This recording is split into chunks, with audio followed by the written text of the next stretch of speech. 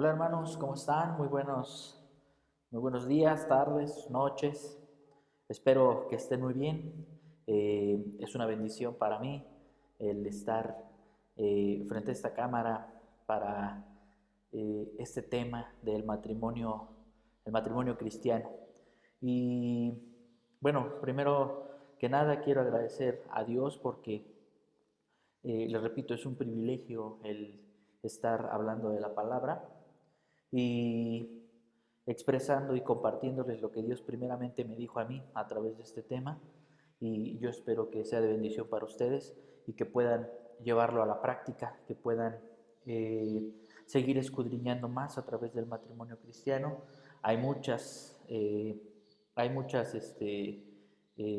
parejas dentro de nuestro grupo, dentro del curso básico B, y también hay muchos jóvenes que están eh, en proceso de llegar a este tipo de cuestiones del matrimonio, ¿no?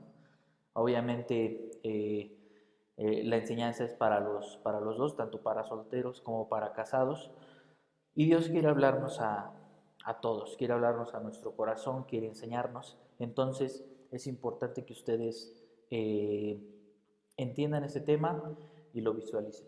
¿Qué les parece si primero oramos y le decimos al Señor que Él nos enseñe, que Él, a la luz de la Biblia, a la luz de su palabra, pueda revelarnos lo que es el matrimonio cristiano y cómo llevarlo a cabo y mantenerlo de una manera buena y sana? Cierre sus ojos. Padre, venimos delante de tu presencia porque sabemos que nos falta capacidad, Señor. En mi caso, la falta de capacidad es constante, Dios, pero a través de ti tú me haces competente, Señor, y puedo, y puedo hacer, Señor, y puedo recibir palabra tuya. Yo te pido en el nombre de Cristo Jesús que nos ayudes a todos y a cada uno a tener tu palabra, Señor, en nuestros oídos, en nuestra mente y en nuestro corazón, Señor. Que podamos escuchar con un oído apacible, que podamos entender, Señor, en nuestro corazón lo que tú quieres hablarnos.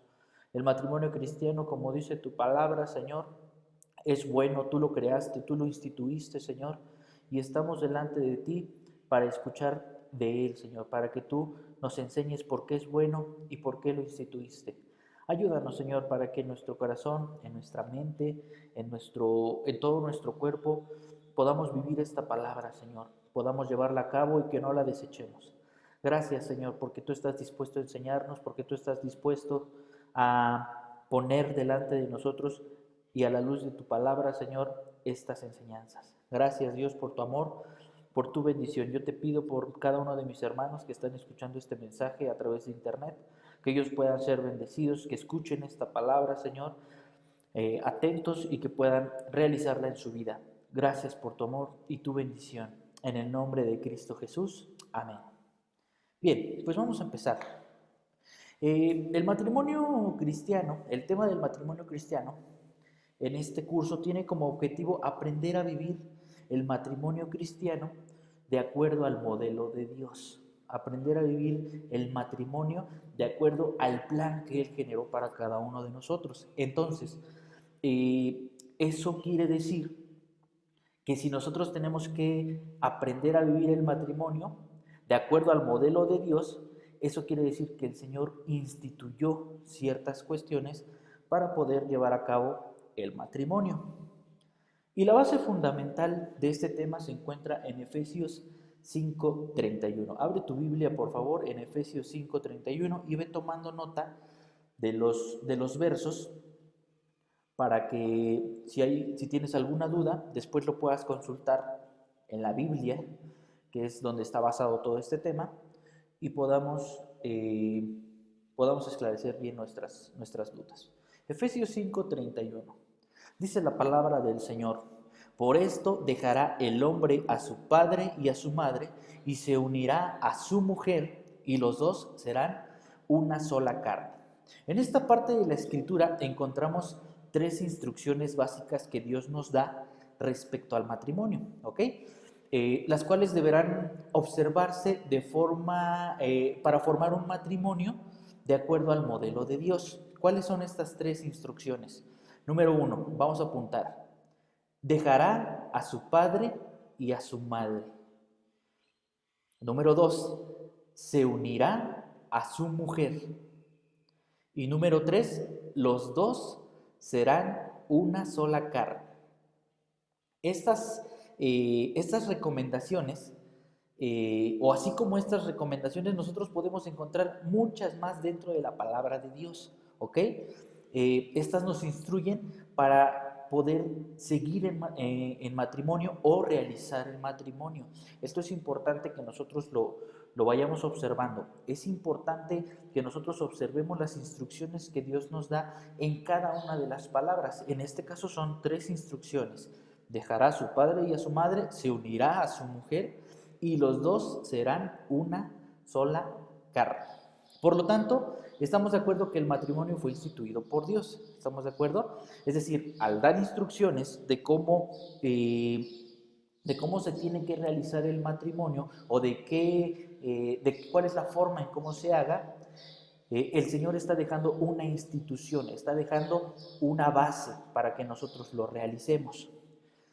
Pero nosotros, los hombres, toda la humanidad, dentro de nuestra necedad y desobediencia, pues hemos querido instituir uniones fuera del orden de Dios.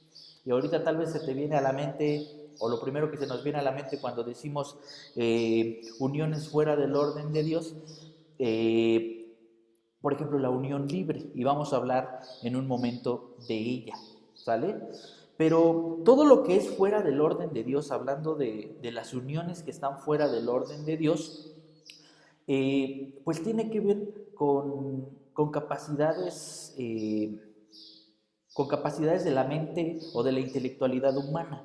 ¿Estamos de acuerdo? Son cosas que el hombre ha ido instituyendo, o que ha ido estableciendo para darle gusto a la carne, ¿sí?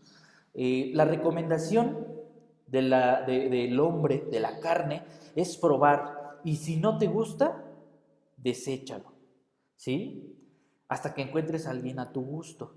Eso es por lo regular lo que el mundo nos dice. Es que tú debes probar, tú debes tener, a los muchachos les dicen, es que tú debes tener cuantas novias puedas hasta encontrar la que sea a tu modo, a tu gusto, a tu forma, etc. Eso es lo que nos dicen. Pero ¿qué dice Dios de la unión libre? Las parejas que viven en unión libre muestran una apatía hacia las enseñanzas que tiene la palabra de Dios, la cual tiene, pues, o le da una gran importancia al matrimonio. ¿Estamos de acuerdo? Es decir, la palabra de Dios pone un especial enfoque en lo que es el matrimonio y nos enseña de lo que es el matrimonio. Entonces, las personas que viven en unión libre pues muestran esa apatía, muestran esa rebeldía, si así le queremos llamar. Vamos a abrir la palabra en Hebreos 13, Hebreos 13:4, por favor. Hebreos capítulo 13, verso 4. Y fíjense bien cómo empieza este texto. Dice la palabra: honroso sea en todos el matrimonio y el lecho sin mancilla, pero a los fornicarios y a los adúlteros los juzgará Dios. En este versículo nos habla de la importancia del matrimonio y dice que debemos tener en alta estima el matrimonio.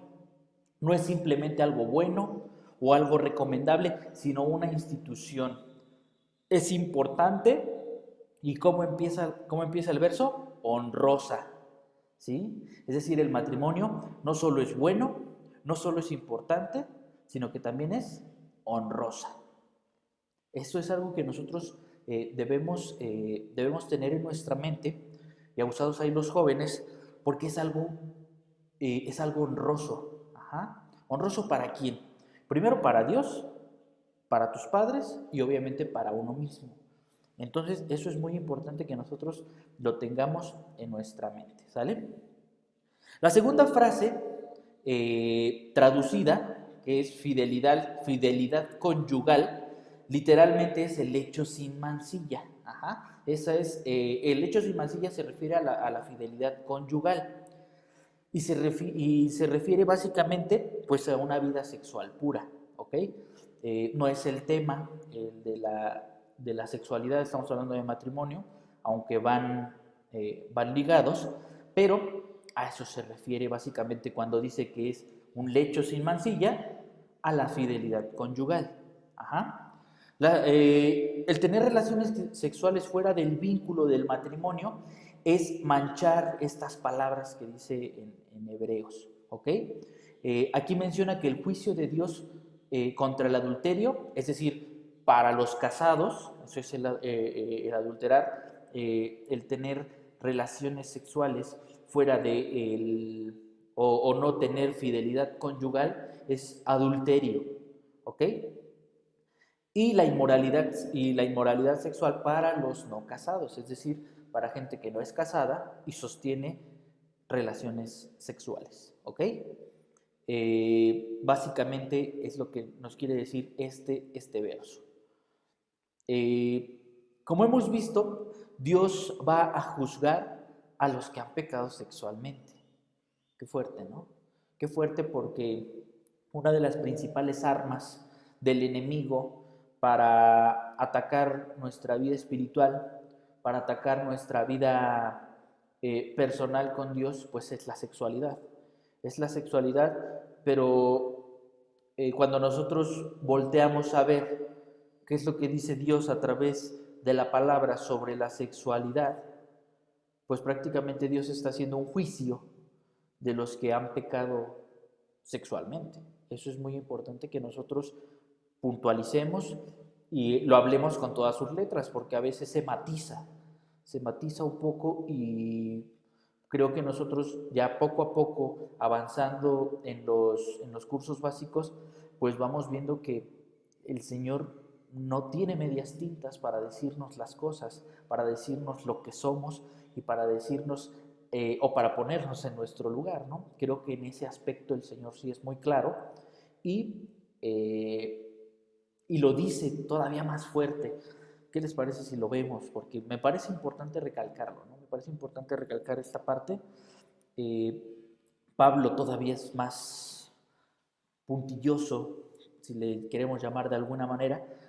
Primera carta de Corintios, capítulo 6, verso 9. Primera carta de Corintios, a los Corintios, capítulo 6, verso 9. Y fíjate qué fuertes palabras de Dios a través de Pablo, porque son palabras de Dios a través de Pablo. Bien, Primera de Corintios 6, versos 9 y 10. Dice así la palabra: ¿no sabéis que los injustos no heredarán el reino de Dios? No erréis. Fíjate bien, esta palabra, si la puedes subrayar, sería importante. No erréis, porque el Señor te está diciendo, no te equivoques. Ni los fornicarios, ya explicamos que es un fornicario, una persona que no está casada, pero que tiene relaciones sexuales, ni los idólatras, ni los adúlteros, es decir, personas casadas que sostienen relaciones sexuales con otra persona que no sea su esposa, ni los afeminados, ni los que se echan con varones, ni los ladrones, ni los avaros, ni los borrachos, ni los maldicientes, ni los estafadores heredarán el reino de Dios. Por lo tanto, hermanos, vivir en unión libre, según la Biblia, es fornicación o adulterio. Si tú vivieras en unión libre, hoy es el día de arrepentirte.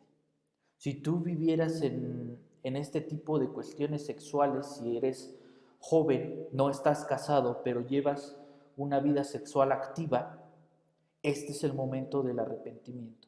Este es el momento de volver a Dios. Este es el momento de empezar a vivir como Dios nos manda. Deja eso. Dejemos ese pecado. Ya no es sano. no nos va a llevar a ningún lado, no nos va a dejar crecer en nuestra fe, no nos va a dejar crecer en nuestra comunión con Dios. Y eso es lo más triste de alguien que se hace llamar cristiano. Eso es lo más triste que le puede pasar a alguien que se hace llamar cristiano o que dice yo soy cristiano. Porque la palabra es muy clara. Dice, no erréis, no erréis, no te equivoques, no te desvíes, no te confundas. Allá afuera pueden decir muchísimas cosas, pero la palabra de Dios es muy clara en 1 Corintios 6, 9 y 10. Bien, otra forma en cómo se pueden hacer uniones fuera del orden de Dios son los matrimonios mixtos que se le llama. Un matrimonio mixto es donde uno de los cónyuges es cristiano y el otro no lo es. Segunda carta de Corintios 6:14, allá adelantito, segunda carta a los Corintios 6:14. Dice la palabra, no os unáis en yugo desigual con los incrédulos, porque ¿qué compañerismo tiene la justicia con la injusticia? ¿Y qué comunión la luz con las tinieblas?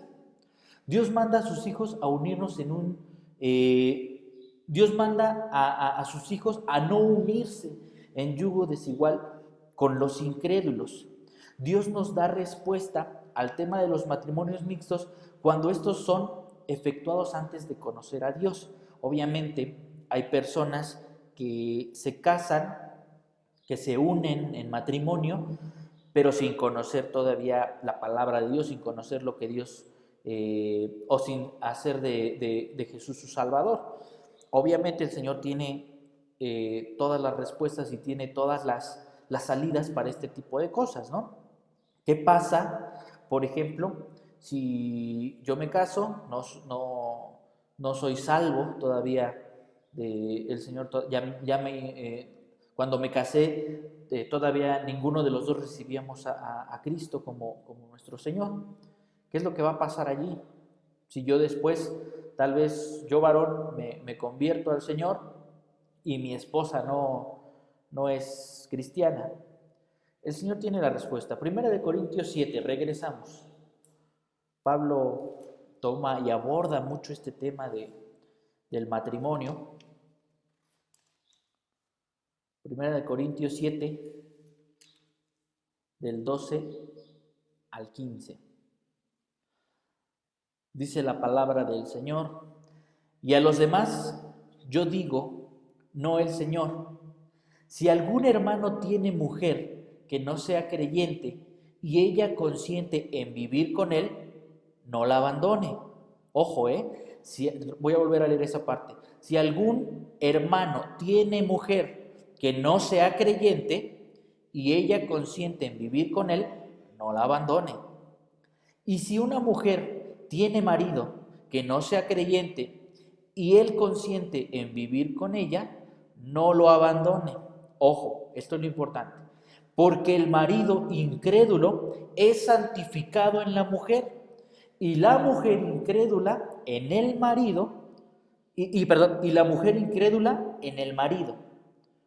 Pues de otra manera vuestros hijos serían inmundos, mientras que ahora son santos.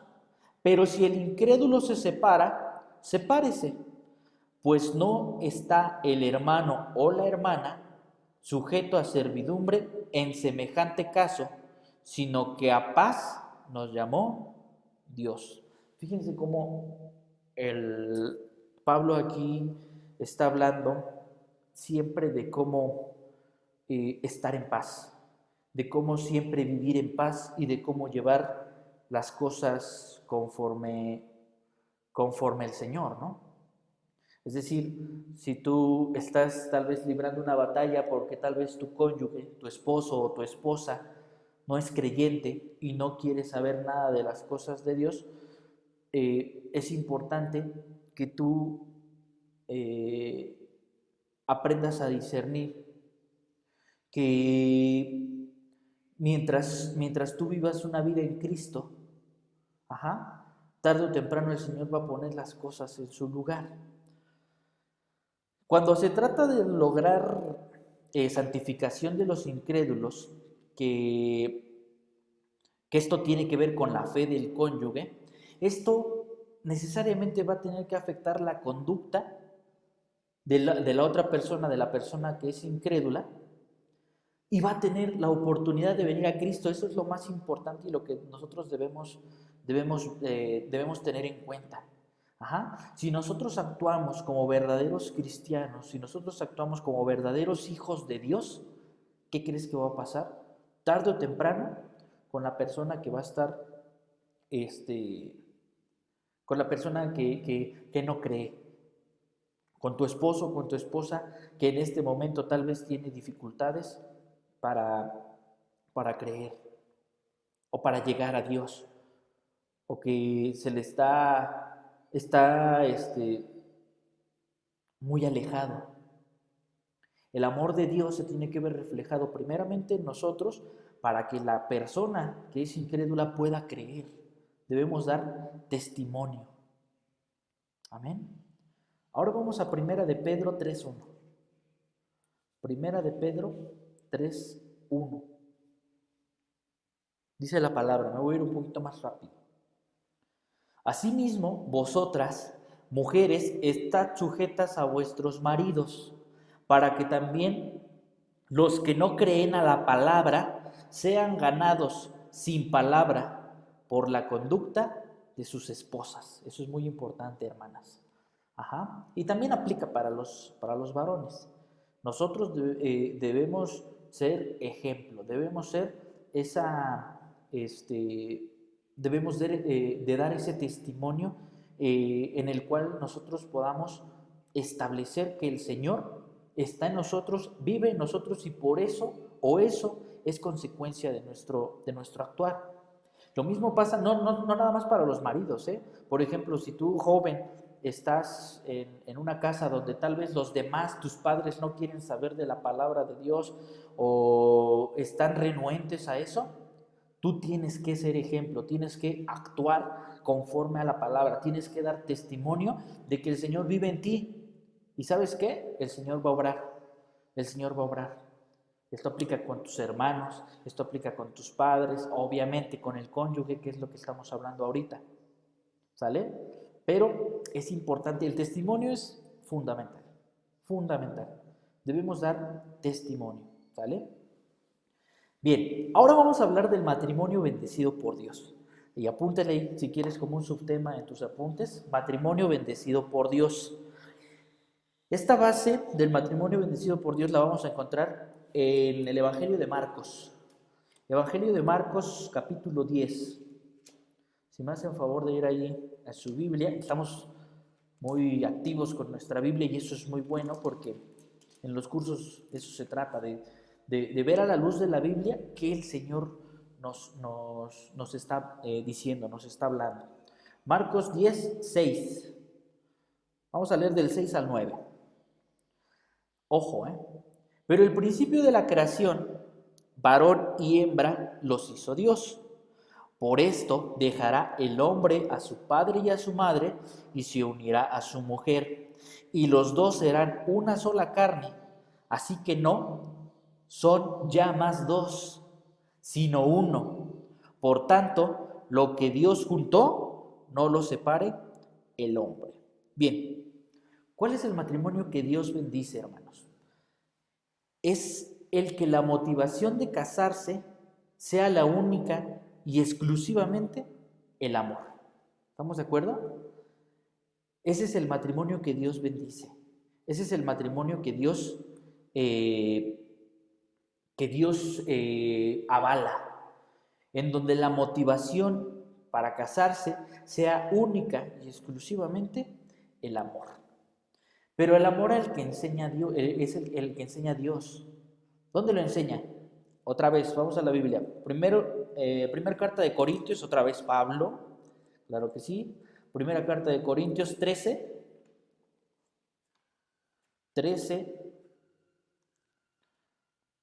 Creo que tengo mal siempre pasa, cuando uno busca tantas citas, por lo regular una siempre va a estar mal. Primera de Corintios 13, 4 hasta el 8. Primera de Corintios 13, desde el 4 al 8. Ojo, este es el amor que Dios nos enseña y ve qué preciosa palabra. El amor es sufrido, es benigno. El amor no tiene envidia. El amor no es jactancioso, no se envanece, no hace nada indebido, no busca lo suyo, no se irrita, no guarda rencor, no se goza de la injusticia, mas se goza de la verdad. Ojo, todo lo sufre, todo lo cree, todo lo espera, todo lo soporta. El amor nunca deja de ser. Y estas palabras de Pablo, lo primero que nos hace sentir es, ¡ay, qué hermoso! ¿No? Qué bonito habla Pablo, os expresa del amor, pero también es algo muy difícil de vivir, porque yo te pongo, no te pongo como tarea, pero sí como un reto, el que trates de vivir esta parte del amor. Ajá, y es algo difícil, son palabras hermosas, pero es algo difícil. Ahora, ¿de qué nos habla básicamente estos textos de 1 de Corintios 13, del 4 al 8? De que tenemos que buscar la felicidad de la otra persona. Básicamente a eso se refiere. Por encima de la de nosotros mismos. Las personas que somos casadas, nuestro deber, nuestra principal tarea es buscar la felicidad de nuestro ser amado, de la persona con la cual estamos casadas. Por encima de nuestra propia felicidad, por encima de nuestro propio bienestar. Es muy probable que el amor bíblico, que el amor que estamos viendo aquí a través de 1 Corintios, pues es el amor que Dios bendice, básicamente. No busca lo suyo, dice esta palabra, que el amor no es jactancioso, no se envanece y no hace nada indebido. Ojo, no busca lo suyo. Eso es muy importante, es decir, yo no busco mi superación personal en base a otra persona. Yo no busco mi superación profesional en base a mi ser amado. Yo no busco la capacidad de tener más dinero en base a otra persona. Yo busco primeramente la felicidad de mi esposa. Eso es muy importante. Y esposa también. Yo busco primeramente que mi esposo esté feliz, esté contento, esté sano, tenga una buena salud mental. Por eso estoy al pendiente. Y eso es muy importante de esta parte. Y al último dice, todo lo sufre, todo lo cree, todo lo espera, todo lo soporta. El amor nunca deja de ser. Es decir, el amor siempre es importante, ¿no? El segundo aspecto que forma parte del requisito divino es que la unión sea validada por las leyes. Y bueno, esto lo encontramos en Romanos 13, del 1 al 2. Esta, si quieres, solo apúntala. Romanos 13, 1 y 2. Dice la palabra: sométase toda persona a las autoridades superiores, porque no hay autoridad sino de parte de Dios, y las que hay por Dios han sido establecidas. De modo que quien se opone a la autoridad, a lo establecido por Dios resiste, y a los que se resisten acarrean condenación para sí mismos. Aún así, el matrimonio civil y con la aceptación y la bendición de Dios no garantiza la felicidad matrimonial. Es decir, nosotros ya tuvimos un matrimonio civil por las leyes de los hombres y ya tuvimos un matrimonio que fue bendecido por Dios, es decir, un pacto como se lleva a cabo en nuestra iglesia, por ejemplo, si nosotros ya cumplimos esto no garantiza la felicidad matrimonial. Ojo, es muy importante. Estos protocolos y este tipo de cuestiones no va a garantizar que nosotros seamos realmente felices. Lo único que sí garantiza la felicidad de un matrimonio es que Cristo more y gobierne en la vida de los esposos. Eso sí garantiza que el matrimonio sea feliz. Que Cristo more en medio de nuestro matrimonio, que Cristo gobierne esa casa. Eso es muy importante. Eso sí va a garantizar. Ese principio lo encontramos en Juan 15:5. Apúntalo nada más si quieres, te lo leo. Juan 15:5. Yo soy la vid verdadera, vosotros sois los pámpanos. El que permanece en mí y yo en él, éste lleva mucho fruto, porque separados de mí, nada podéis hacer. Ojo, separados de mí, nada podéis hacer. Cuando el esposo y la esposa aman a Dios por sobre todo, oran día a día, meditan en la palabra y hacen del cristianismo una forma de vida, congregándose, sirviendo en la iglesia, alabando a Dios, aprendiendo de la palabra, como ahorita lo estás haciendo tú a través de los cursos, aprendiendo una sana doctrina, evidentemente, pues serán un matrimonio fortalecido y bendecido por Dios. Y eso les va a llevar a experimentar una vida matrimonial de felicidad. Eso les va a llevar a vivir una vida matrimonial plena en Cristo, en felicidad, en amor. Y nosotros debemos dejar que nuestro matrimonio lo conduzca el Señor. Pero ¿cómo voy a dejar que el Señor conduzca mi matrimonio? ¿Cómo voy a dejarlo si ni siquiera puedo ser capaz de hacer lo más básico, ¿no? De reunirme, por ejemplo, de ser constante en los cursos? ¿Cómo voy a ser capaz de...? Pues hoy tienes que tomar esa decisión. Tienes que dejar todo esto en Cristo. Fíjate, Proverbios 3:5-8. Apúntalo nada más también. Proverbios 3, del 5-8.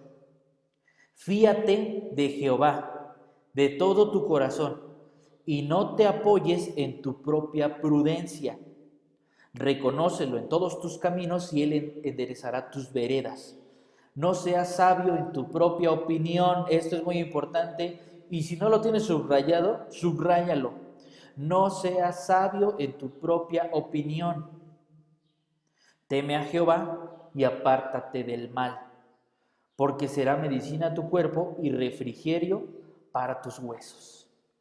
Cuando dice reconócelo en todos tus caminos y Él enderezará tus veredas, es decir, todo aquello que hayamos hecho mal, cuya consecuencia pues estemos pagando, incluida una mala elección matrimonial o haber caminado fuera de los caminos de Dios, el Señor es capaz de resolverlo a nuestro favor, hermanos. Es decir, el Señor es capaz de enderezar esas veredas, es capaz de enderezar esos caminos por los cuales nosotros hemos caminado de una manera incorrecta. Es decir, si ya hemos hecho cosas malas, si ya hemos hecho cosas que no le agradan a Dios, hemos estado en unión libre, hemos estado teniendo relaciones sexuales fuera del matrimonio o sin casarnos, el Señor aquí dice que Él va a enderezar tus veredas. Y eso es muy importante, pero antes dice, reconócelo, ¿sí?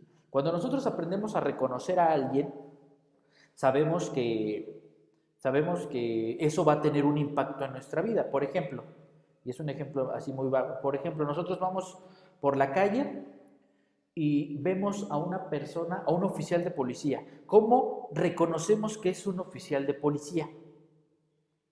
Exactamente, porque tiene un uniforme, porque tiene ciertos aditamentos en su vestimenta, tiene un arma, puede ser, y nosotros reconocemos que esa persona es un policía, ¿ok? Entonces, así también nosotros tenemos que reconocer que Dios es nuestro Salvador.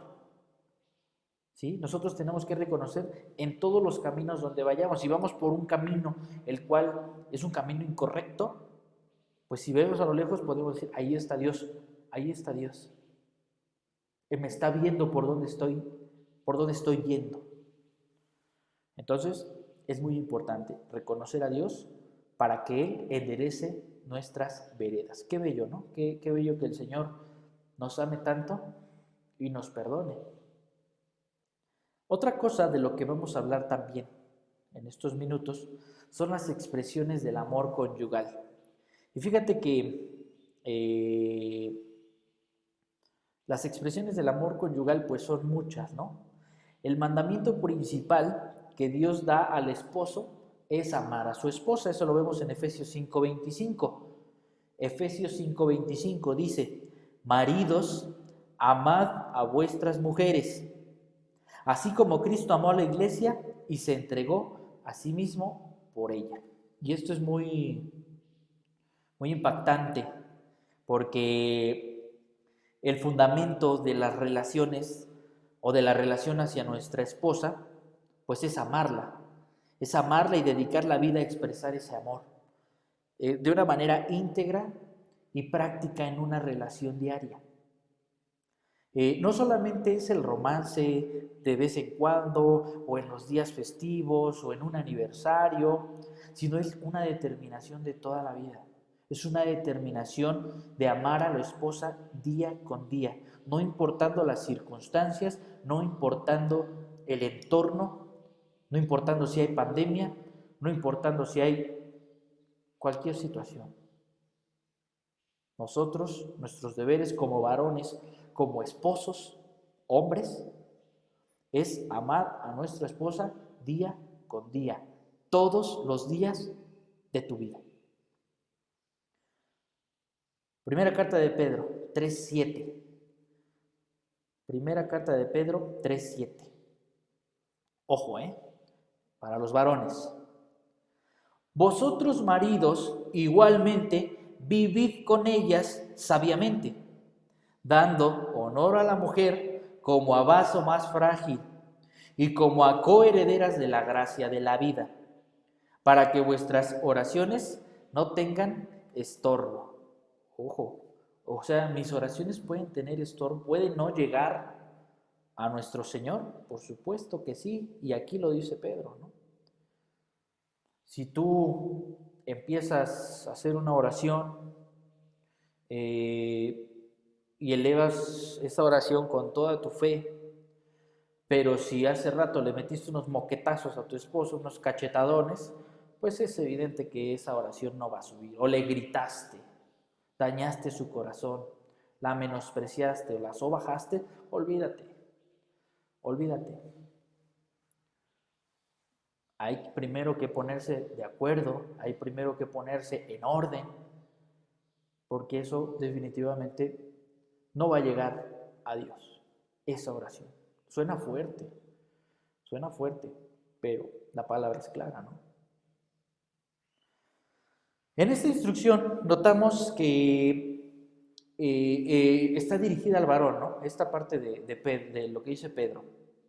Porque si el varón obedece esto, todo lo demás será más fácil para ambos. Es decir, si el varón empieza a hacer a tratar a la mujer como vaso frágil, si empieza a darle honor, si empieza a tratarla como una coheredera del reino de Dios, entonces todas las tareas y todo lo que tenga que ver también con tu esposa, varón, va a ser más fácil. Claro que sí.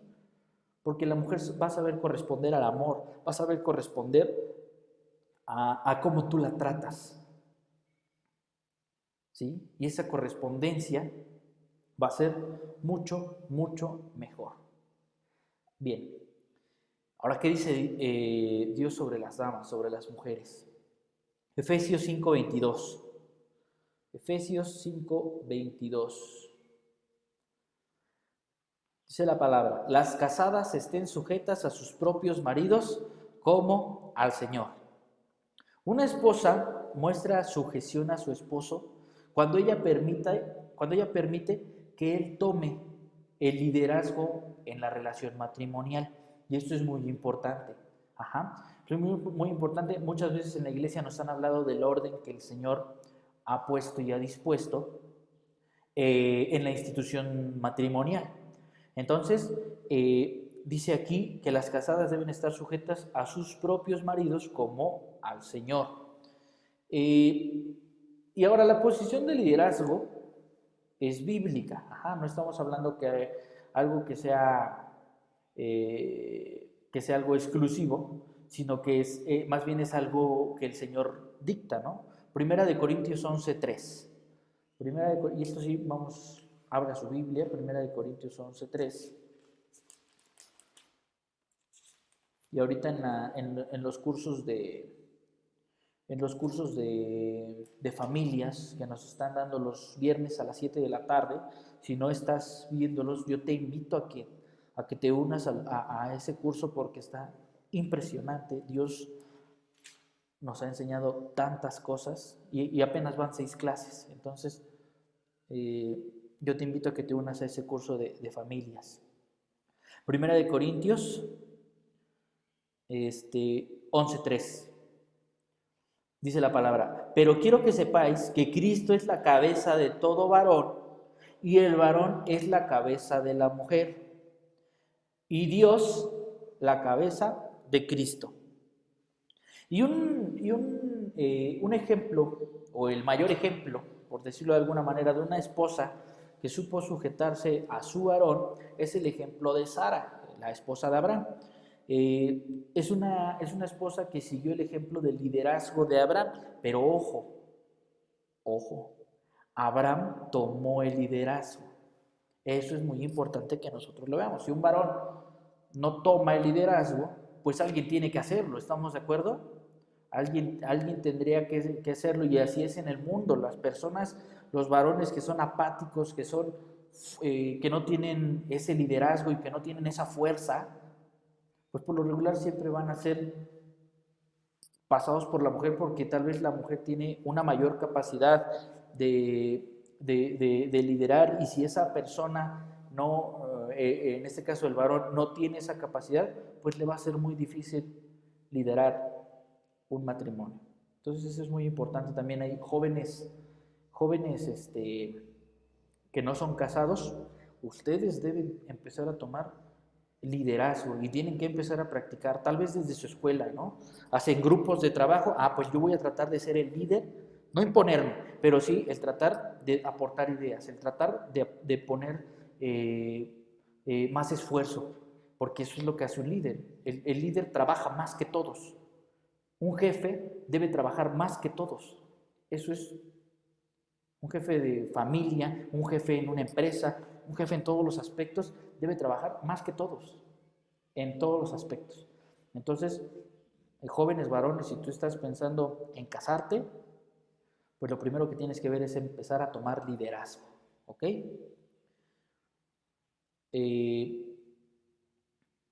Vamos a seguir. Estábamos viendo en la parte de cómo Sara, del ejemplo de Sara. Primera de Pedro 3:6. Primera de Pedro 3:6.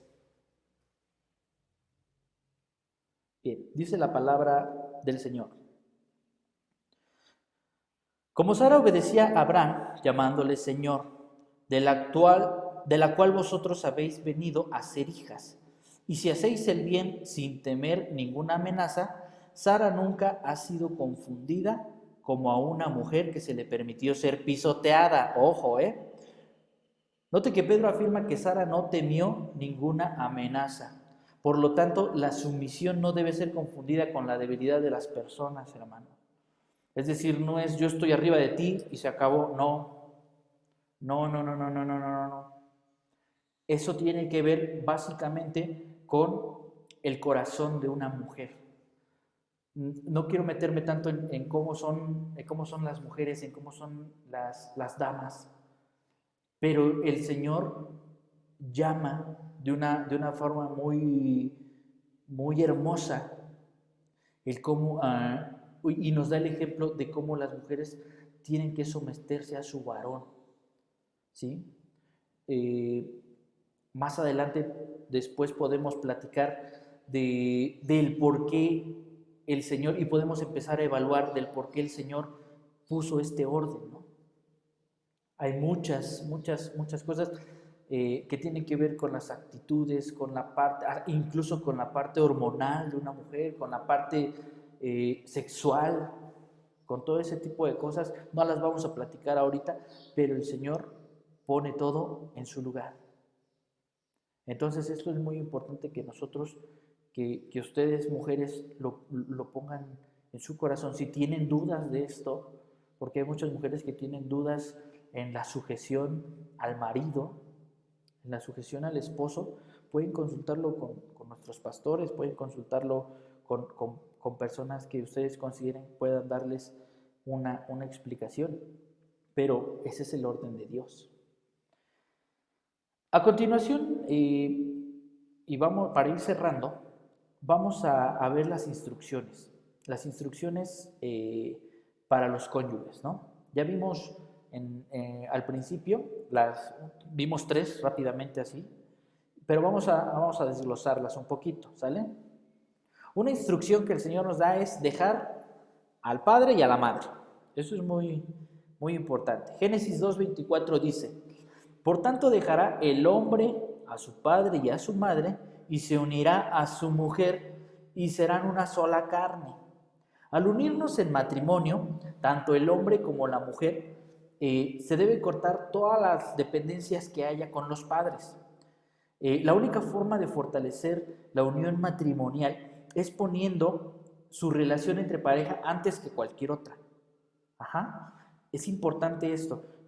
La manera más abierta o la manera más fácil de cómo fortalecer nuestra relación matrimonial, pues es dejar cualquier relación de la cual nosotros seamos dependientes.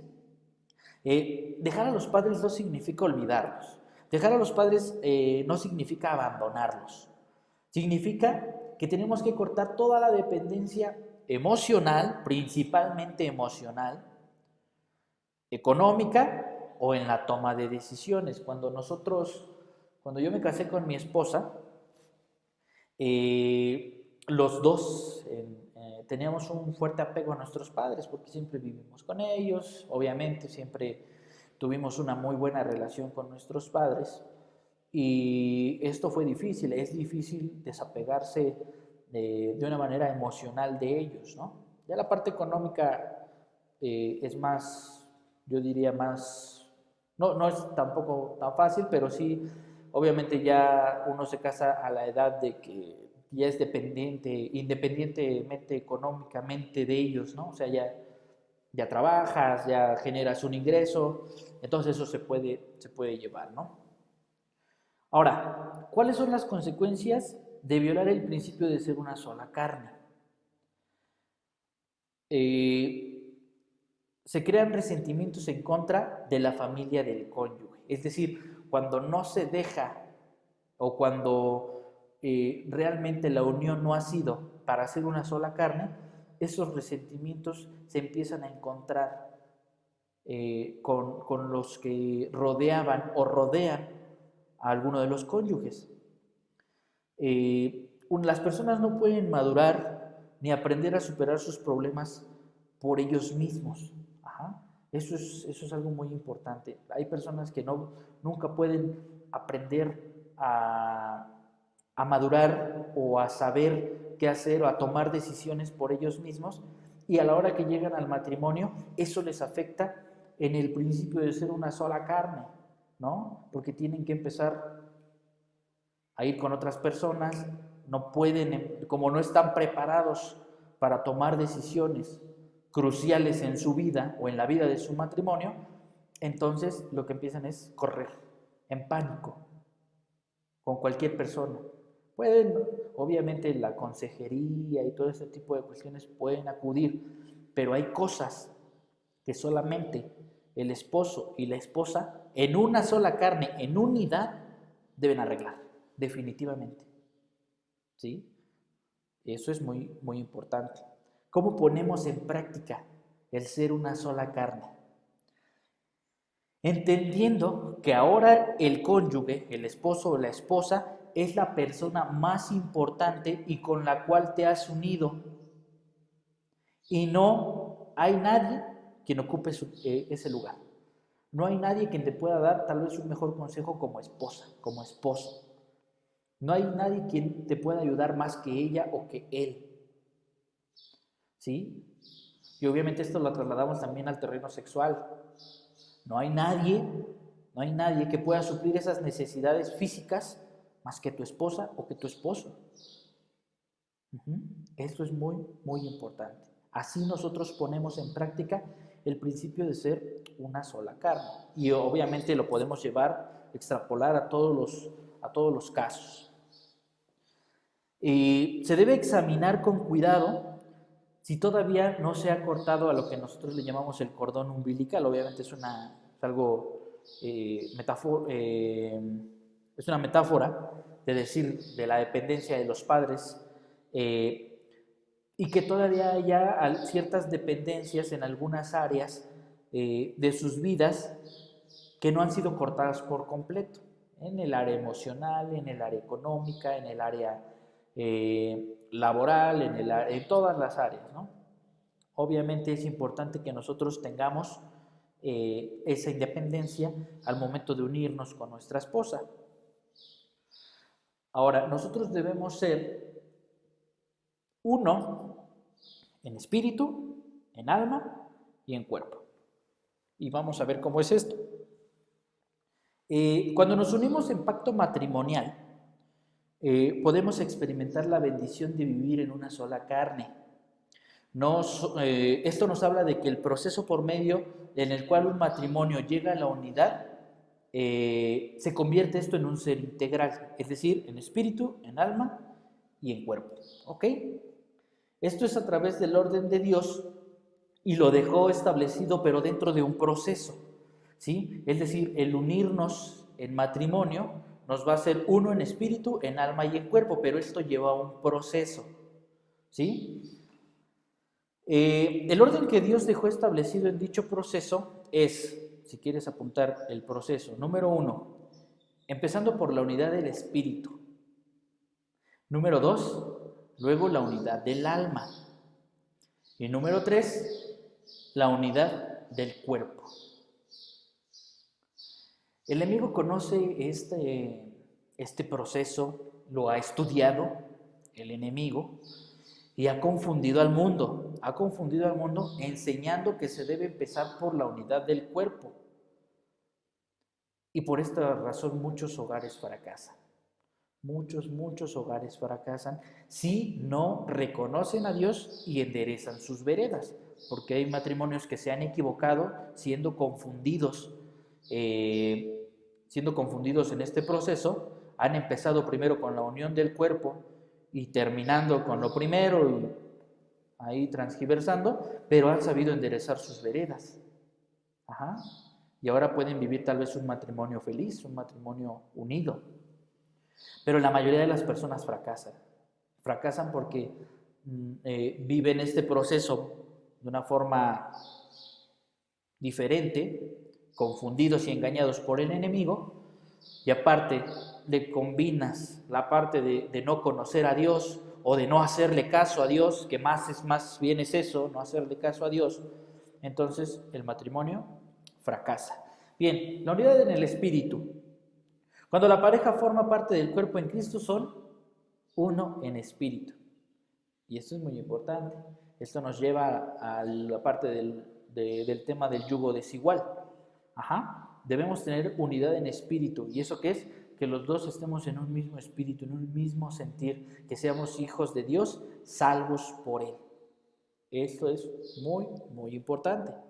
Ahora, eso lo puedes encontrar en Ezequiel 36:27. Pero a eso se refiere la unidad del espíritu. Es más, vamos a leerlo rápido. Ezequiel 36:27. Y pondré entre vosotros mi espíritu y haré que andéis en mis estatutos y guardaréis mis preceptos y los pongáis por obra.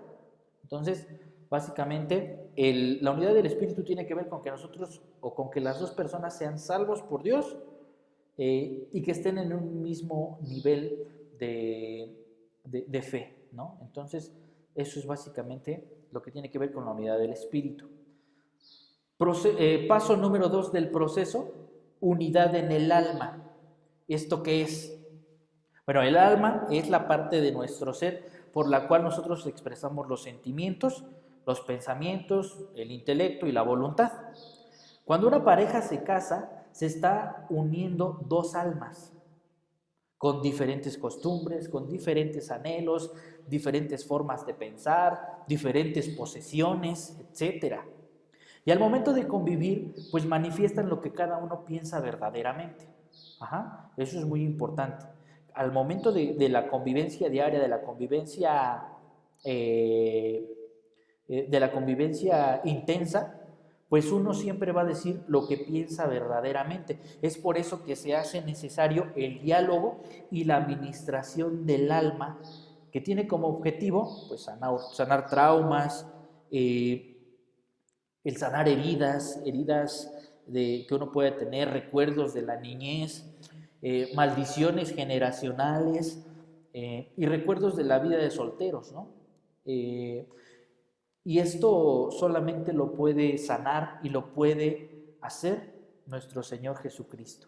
Es por eso que cuando nosotros vamos a unir nuestra alma al momento de casarnos, debemos llegar sanos al matrimonio, ¿sí? Es decir, si tú tienes traumas, si tú tienes recuerdos fuertes, si tú tienes algún padecimiento psicológico, si tú tienes algún pensamiento de maldición generacional o algún recuerdo de la vida que llevaste como soltero, pues primero tiene que sanar.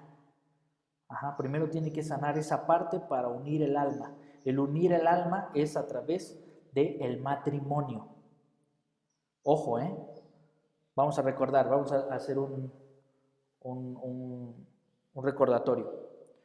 Paso número 1 del proceso, unidad del espíritu, es decir, que los dos sean cristianos, que los dos sirvan a Dios, que los dos entiendan la palabra y que estén en un mismo espíritu. Esa es la unidad del espíritu. Unidad en el alma, al momento de casarse, que nosotros lleguemos en plenitud en todos los aspectos. Recordemos que el alma es el parte de nuestro ser con el cual expresamos sentimientos, pensamientos, nuestra parte intelectual y nuestra voluntad. Entonces, eso es muy importante, que lleguemos sanos. Si tú tienes algún dolor, si tú tienes algún resentimiento o algo que exprese que tu alma no está bien, pues pide ayuda en la iglesia, a nuestros pastores, pide consejería y ellos te van a guiar para que puedas sanar. A mí me pasó, yo estaba muy dolido conmigo mismo y no podía, ni siquiera yo podía perdonarme a mí mismo, pero al hablar con ellos y reflexionar en lo que Dios ya había hecho en mí, sanó esa herida, ya quedó, estoy bien ahora conmigo mismo, me siento bien, y eso es gracias a que pedí ayuda, y no es malo pedir ayuda, pide ayuda. Y por último, la unidad del cuerpo. Unidad del cuerpo, cuando la Biblia nos habla de una sola carne dentro del matrimonio, es en el orden de Dios, nos habla de un proceso que finaliza con la unión física. Mateo 19:5 dice: y dijo, por esto el hombre dejará a su padre y a su madre y se unirá a su mujer, y los dos serán una sola carne. Y fíjate, después Génesis 1:28, la primera parte dice: y los bendijo Dios a Adán y a Eva, y los bendijo Dios y les dijo: fructificad y multiplicaos. Esta unión es importantísima en el vínculo matrimonial.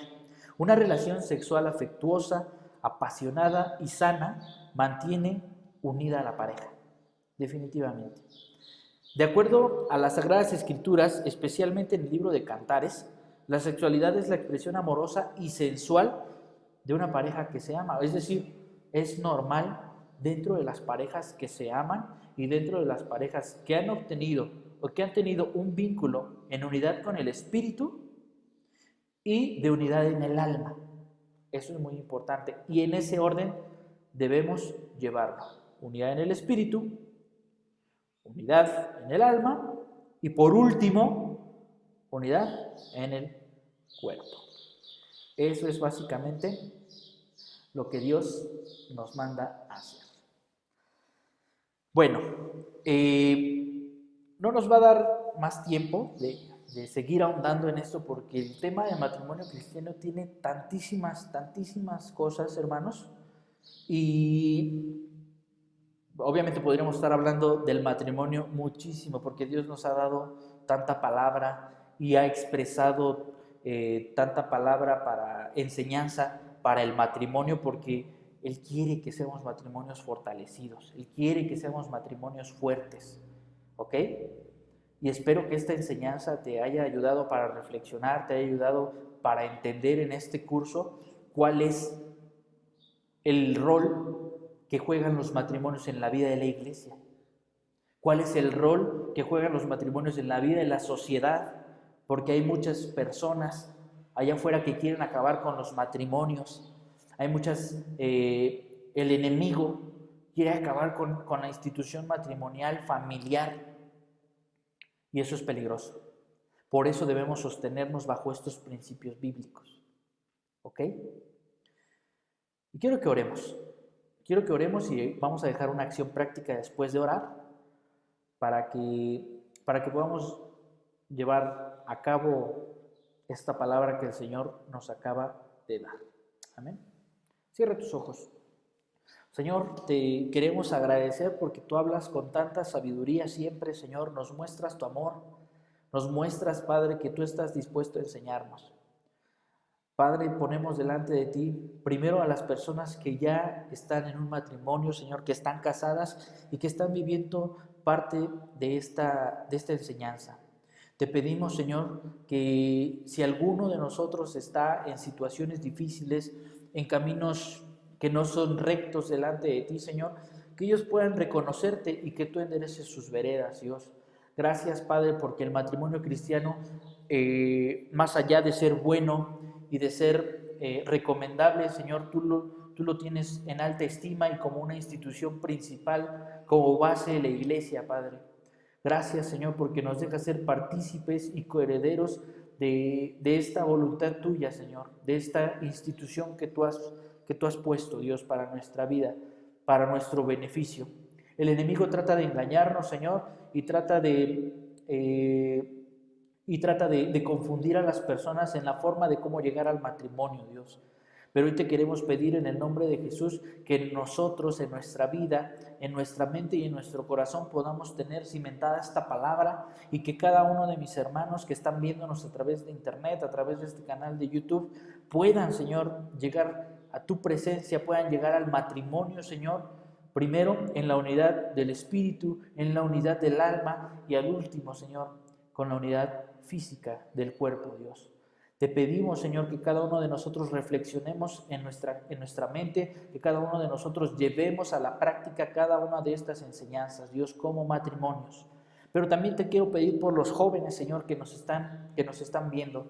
Señor, ayúdales a que ellos puedan tener ese camino enderezado. Ellos tienen todas las herramientas para poder realizar todo esto, Señor, pero a veces el enemigo confunde tanto, a veces el enemigo mete tanto su cuchara, Señor, que a veces es muy difícil mantenerse lejos. Pero Dios, yo te quiero pedir para que todos y cada uno de ellos puedan mantenerse firmes, Señor, y al final ser victoriosos en los matrimonios que ellos vayan a establecer. Padre, que quites de ellos el pensamiento, si no están pensando en casarse dentro de algunos años, Señor, que tú les quites ese pensamiento, Señor, y que ellos puedan llegar a sostener una relación matrimonial, Señor, porque es buena, porque es recomendable y porque es una institución tuya, Dios. Gracias por la vida de cada uno de ellos. Me vienen a la mente, Señor, nuestros alumnos del curso básico B, Señor, pero también te pedimos por todos los jóvenes que no tienen, que están solteros, Señor, que tú les ayudes a sostener una vida matrimonial, que les muestres cuál es el camino, Dios. Gracias, Padre, porque tú no nos dejas, no nos abandonas y en todos los aspectos de nuestra vida tú nos quieres ayudar a ser mejores cristianos y a acrecentar nuestra fe. Señor, muchas gracias. Gracias, Padre, porque no podemos encontrar salida más que en tu palabra, Señor. No podemos encontrar escapatoria, Señor, a lo malo que hemos hecho, más que en las promesas que están en tu palabra, Señor. Ayúdanos a poder realizar todas estas instrucciones, Señor, para llevar a cabo un matrimonio bueno.